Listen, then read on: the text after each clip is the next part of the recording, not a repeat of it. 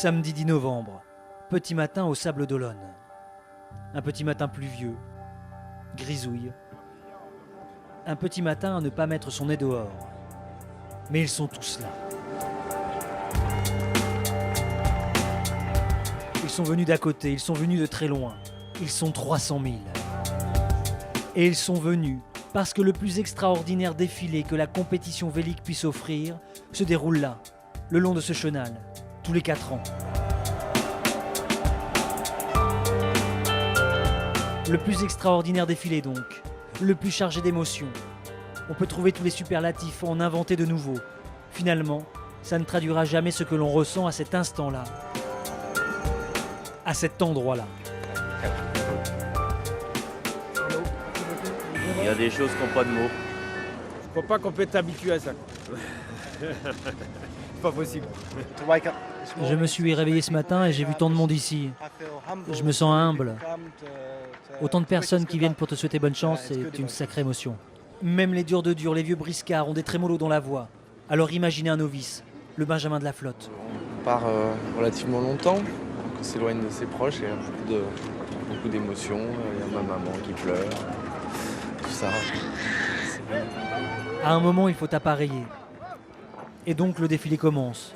Que pensent-ils ces marins alors qu'ils progressent comme au milieu d'une gigantesque haie d'honneur, qu'ils portent les rêves d'aventure de tous ceux qui restent à terre?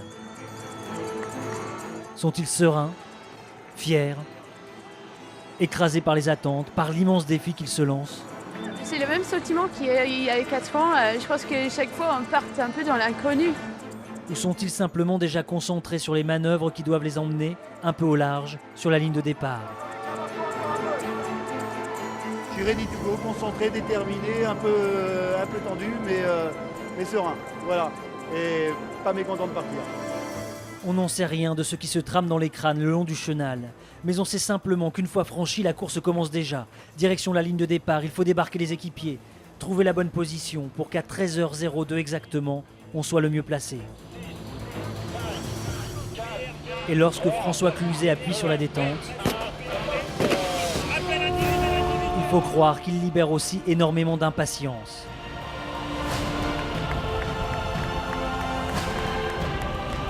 Cinq coureurs, et pas des moindres, volent le départ. Oui, volent le départ. Ils sont partis pour 3 mois et ils volent le départ comme pour une régate entre 3 bouées.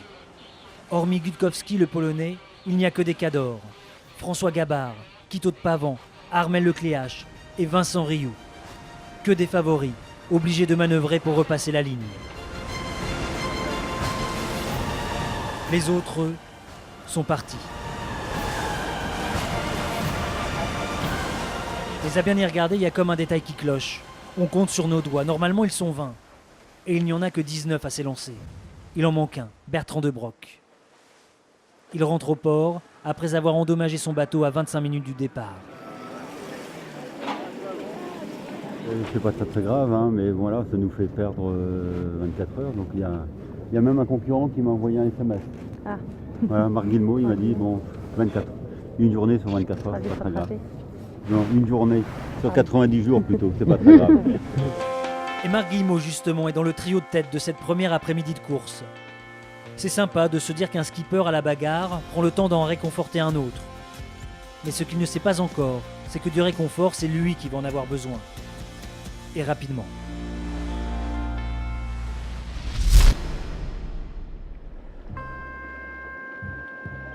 Première nuit, 3h du matin. Marc Guillemot arrive au port des Sables d'Olonne. Il a navigué en tout et pour tout 4h43, moment où il entend un double bruit, un double choc, le bateau se met à agiter et perd d'un coup 5 nœuds de vitesse. Marc Guillemot a perdu sa quille. L'issue ne fait aucun doute. C'est vrai que j'en faisais une priorité cette année. Donc ouais, très déçu. Très déçu mais bon, voilà. Quelques applaudissements bien tristes ponctuent l'annonce de ce premier abandon. Mais 2 heures plus tôt, d'autres ont aussi égayé la nuit. Des applaudissements pour Bertrand de Broc qui, pour ainsi dire, prend enfin le départ. Aussi, j'espère que c'est la bonne, hein. Mais bien sûr que c'est la bonne. Et Bertrand de Broc s'élance ainsi avec 240 000 de retard sur le leader. Un leader au moment où il apparaît, qui est le genou plein de promesses et de fougue de la flotte, François Gabard. Et il est clair qu'il ne va pas lâcher le morceau comme ça. En direct de Massif.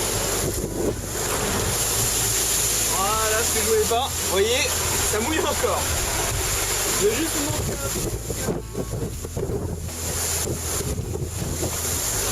On est donc au portant. Ça continue à aller plutôt vite. Vous voyez le sillage derrière.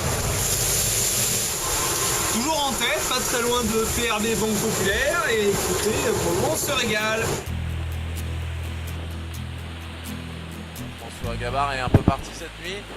Il a un peu attaqué. Je crois que c'était peut-être une bonne idée, mais la mer était très difficile et je m'étais promis de rester sage si les conditions de mer étaient dures. Donc voilà, je pense que j'ai un peu respecté mon engagement. Alors j'espère que je le regretterai pas dans les jours à venir.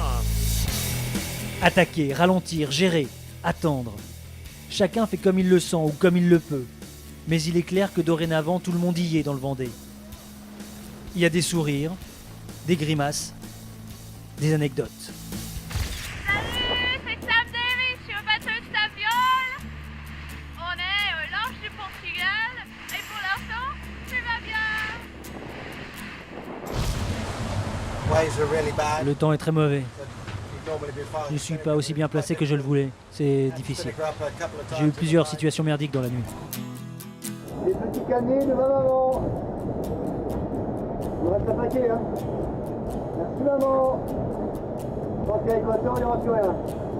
Bon, nous voilà à bord de Synertienne. Et ça, c'est les cartes bleues de Philippe Lahotte qui a oublié ses cartes bleues à bord du bateau en quittant le bateau. Donc il y a celle-là. S'il s'en rappelle plus, il y a celle-là aussi. Voilà. Donc il les aura à l'arrivée. Mais il y a eu aussi des histoires beaucoup moins drôles. Voilà, ça s'est avancé une belle journée. Et puis voilà, patatras.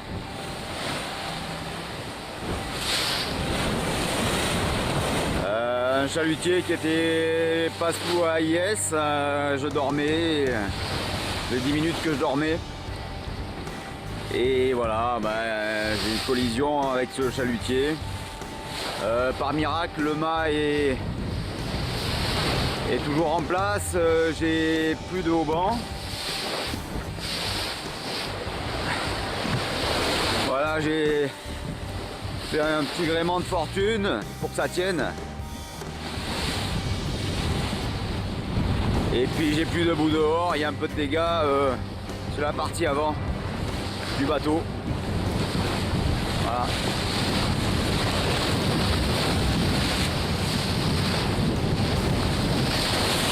Voilà le Vendée Globe 2012, il s'arrête. Pour moi, pour Groupel et pour tous les gens qui me suivaient sur cette aventure. Un accident bête, trop bête. Je suis désolé. C'est plutôt nous qui sommes désolés pour lui. Car il faut croire que le sort s'acharne, qu'il n'ira jamais bien loin des Sables d'Olonne. Il y a 4 ans, après 28 heures de course, Quito dématé. Et là, après 3 jours à peine, cette collision bête avec un chalutier qui n'a pas actionné son système de positionnement. Des mois de boulot, des années qui s'annulent, sur un coup de malchance. Et dans le port de Cascaïs au Portugal, les images rendent compte de l'étendue des dégâts, bien plus que celles faites à bord.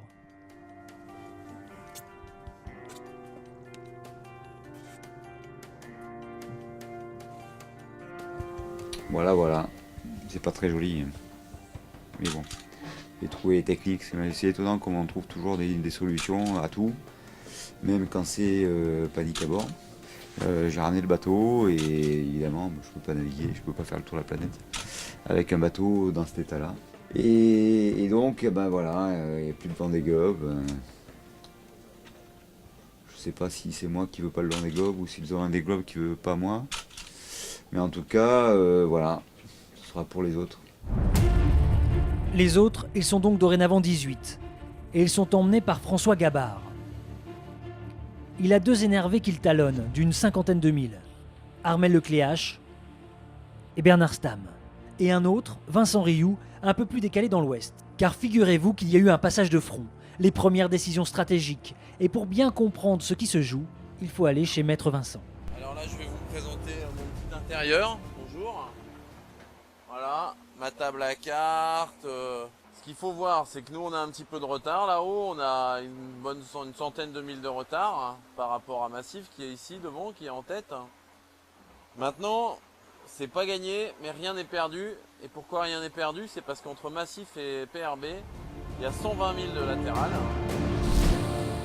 Décalé ou pas, aucun d'entre eux ne mollit. Ça brasse, ça mouille, ça bastonne, peu importe. Personne ne lâche rien. Ils ne doivent pas trop se ménager, ni les hommes, ni les bateaux. Mais c'est derrière qu'on casse. Voilà encore un abandon, un problème technique en tout cas sur le bateau de Wilberforce. J'espère que ce sera pas un nouvel abandon. Malheureusement, c'en est un. Après Quito de Pavan, Louis Burton, le Benjamin de la flotte, aborde un chalutier. À croire que la loi des séries s'abat sur la course. Au banc endommagé, il rebrousse chemin direction les Sables d'Olonne pour réparer, puis abdique. Et dans la nuit de jeudi à vendredi, la liste s'allonge encore. La pimpante et toujours positive Samantha Davis démate. On était peut-être à 60 000 l'un de l'autre, dans des conditions très dures. Donc j'espère que tout ira bien pour toi pour rentrer, Sam. En tout cas, moi je suis déjà vraiment déçu pour toi. Et puis je perds ma voisine de jeu. Et puis la course est une très belle animatrice. Donc bon courage pour rentrer, on t'embrasse fort.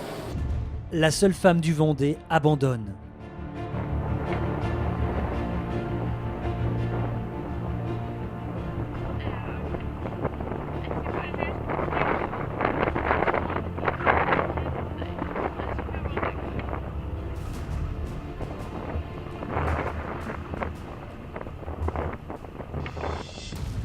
Après une semaine de navigation, ils ne sont plus que 16 skippers. Autrement dit, 20% de la flotte a déjà disparu, en seulement 7 jours. Et il y a un autre enseignement de cette première semaine. Ça s'annonce serré. Si vous regardez là-bas à l'horizon, je pense que vous verrez rien, mais il faut me croire, je dis pas de mensonge. Il y a Poujoulac et je le vois là, l'œil nu qui est à 4-5 000 juste à côté de nous.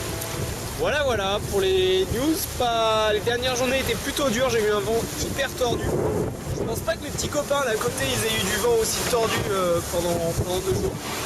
Je sais pas ce que j'ai fait de mal, j'espère que ma punition s'est terminée. Sa punition?